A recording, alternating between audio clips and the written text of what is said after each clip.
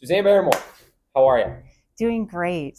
I appreciate you taking some time to meet with me. We're here at Enjoy the Store in downtown Reading, the best spot, honestly, to kind of hang out, as long as the owner isn't harassing you. And I'm joking, of course, because I love James.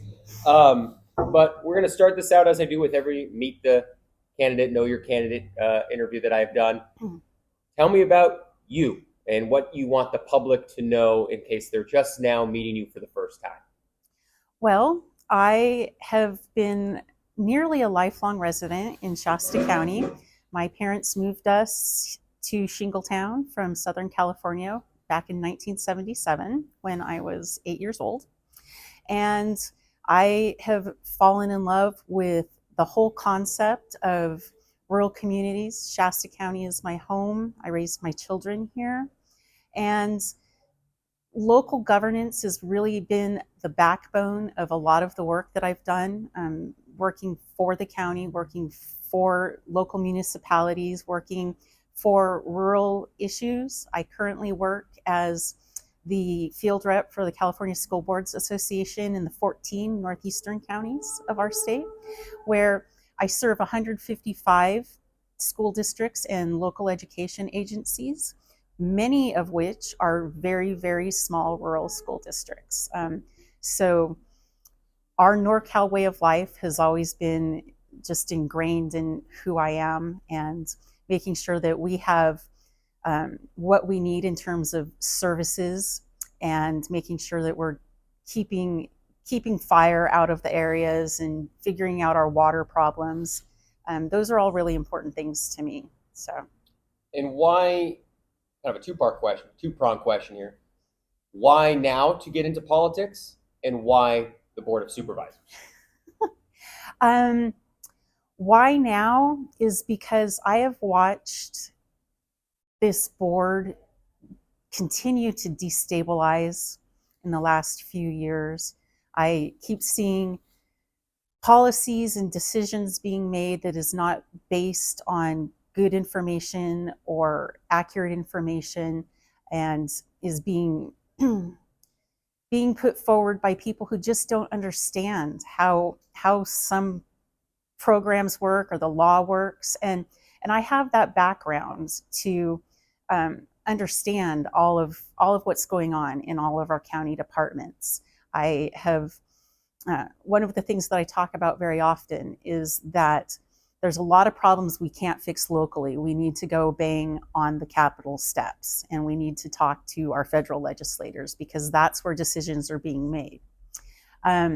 Why county supervisor is because all of the advocacy kind of work that I've done for my entire career has all centered around local, rural interests and issues. I think that we want local control. We want to be able to make the best decisions for ourselves. And doing that at the county level is one of the most rewarding and fulfilling places I think that happens. And now you have some relationship with a current supervisor for District 3, Mary Rickert. She was the one that made you her rep for the newly formed Citizens Election Advisory Commission. Is it a commission now? It is a commission. Okay, making sure. I'm like, I got to make sure I get each of these words correct. A little bit of a mouthful, but people obviously understand now what you guys are providing to the board. So you have that relationship with Mary. I'm curious, what would you say your political affiliation is? And I only ask that because the majority of the board for so long has been very much a conservative right-wing leaning board. Do you fall in that category? How would you identify yourself? And then also another two-pronged question. Answer that. Go ahead. So I am a moderate. It's lonely in the middle. I am on purpose registered as no party preference. I tend to be a fiscal conservative. If we're going to spend money, let's be effective and efficient about it. I tend to be more moderate about, let's make sure that we're taking care of as many people as we can, as effectively and efficiently as we can in our community. And so that's kind of where I'm at. And one of the things that I'm really campaigning on in this election is the fact that the partisanship that has made its way onto our Board of Supervisors is toxic. It is ruining and destabilizing local governance. We are all friends and neighbors. We've got to figure out how to work together. And neither party is going to help us craft good, solid, responsible, effective local solutions. And as you referenced it right there, which is great because that was going to be my follow-up question. In order to join any type of governance board, city council, supervisors, even school boards, you have to be able to work with others, right? And that has been kind of a long documented, I don't want to say issue, but dilemma of our board. And there, of course, no one's expecting everyone to always get along. That would not be probably beneficial. But there's been a lot of divisiveness on the board dating several years back now. So if you were to win District 2 and step into a board with 3 or at least 2 people obviously returning to their roles, how would you go about working with the people on the board? So let's just say for sure Kevin Cry and Chris Kellstrom, but then potentially Mary returning, who you have a relationship with, and potentially Patrick returning. How would you work with all these different personalities? Well, the first investment I'm going to make is in building relationship. We need to start doing a better job of that. One of the things that I have really seen illustrated to me as I have been working on the Elections Commission is that several of our commissioners have very fractured relationships with our elections officials. And we need to fix those fractured relationships. We have to be able to pull together in the same direction, figure out how to craft solutions that work for the benefit of the most people, and compromise when we have to, and find some ingenuity to our problem solving. And one of the things that's really important about that is that there are not hasty silver bullet answers to a lot of the problems that are facing us. The solutions are going to be multi-pronged. The solutions are going to take time. The solutions are going to take a lot of people putting their shoulder to the plow and getting the job done. And so I do have to ask, of course, and you, I think, already knew it was going to be coming before we did this interview, and I printed out just some of the, I want to say, allegations, accusations people are making about you in the last couple of days on social media. DUIs, reckless driving, a bunch of other things here, dating 25 years or so. I did not admittedly go and fact check this or look into your actual court documents because there's a lot of stuff here that I'm not sure the authenticity of it. However, these notions are out there. I know you're aware of them, so I'd like to give you the chance to respond to some of the things that people are now saying about you on social media. Sure. Social media is an interesting animal that we live with now, for better or worse. So one thing that we do know is not everything you read on the internet is true. Correct. I have been very open and transparent about the fact that, yes, I have 2 DUIs. They're 11 years apart. And most of the rest of what's been passing around on social media either is not from my personal records, Right. Legal records. It is taken out of context. Anybody is welcome to give me a call. I will be very honest about any questions people have about my qualifications or my capacity to serve effectively as a county supervisor. Now let's completely shift gears here. The election is less than 2 months away. Mm-hmm. It's coming really quick, and honestly, in the blink of an eye, will be in March. And in your pool, District 2, 4 people running. So the odds are very likely that regardless of what happens, we'll still have another vote to go in November with District 2. Simple, very simple here. Why should people, out of the 4 candidates they get to potentially fill in for District 2 residents, why should they fill in your name? What would you provide to the role? Several things I would provide to the role as county supervisor. One is that I will be committed to serving all my constituents. I think a piece of what has become so destabilized for our Board of Supervisors in general is this idea that only some constituents are getting served based on political affiliations or certain ideologies. So I think it's important that the board figure out how to work to serve all 180,000 people who live in Shasta County. And I understand in this role that should I get elected, I will be serving people who don't support me, and I still am committed to everyone in my district.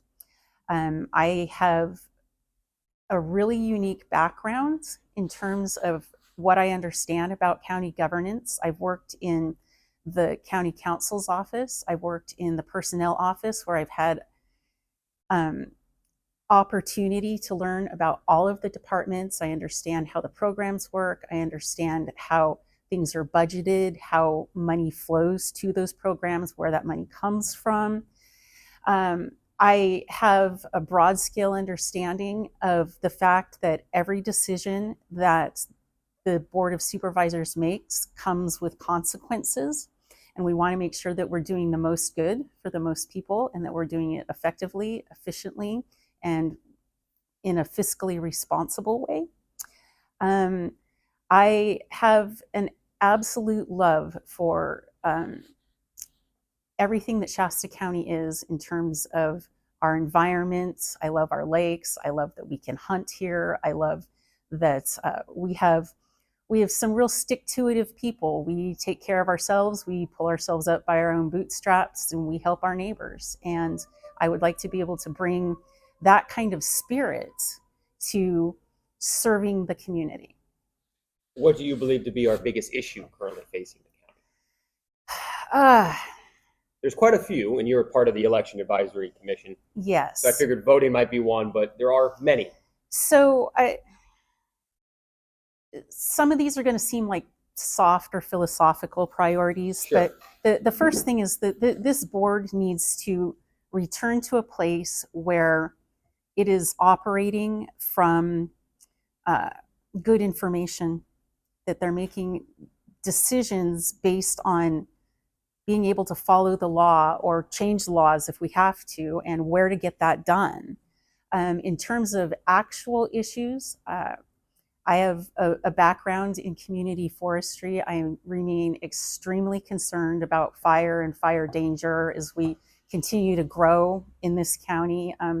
That danger is only going to get worse, and we have to continue to have good and innovative ideas about how to protect ourselves from fire, how to make ourselves whole when the fires do burn.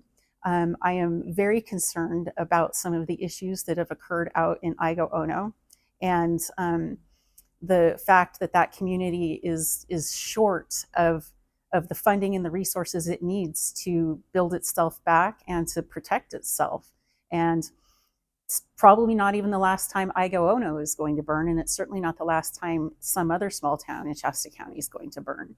I think water is a huge issue for us. I would like for Shasta County and Northern California in general, as the headwaters for so much of the state's water resources, we need better control over the water. We're here taking care of the watersheds. We're here taking care of those resources, and yet most of that water gets shipped away for other uses that I don't know that we as a community think are the best use of our water resources.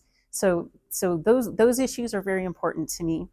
I think that we really need to be reprioritizing some things. I know there's a lot of talk about the elections issues and what how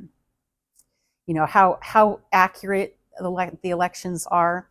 We need to move beyond that. Our elections are free, fair, and accurate. We have one of the best registrar of voters in the entire country right here in Shasta County, making sure that our elections are run freely and fairly.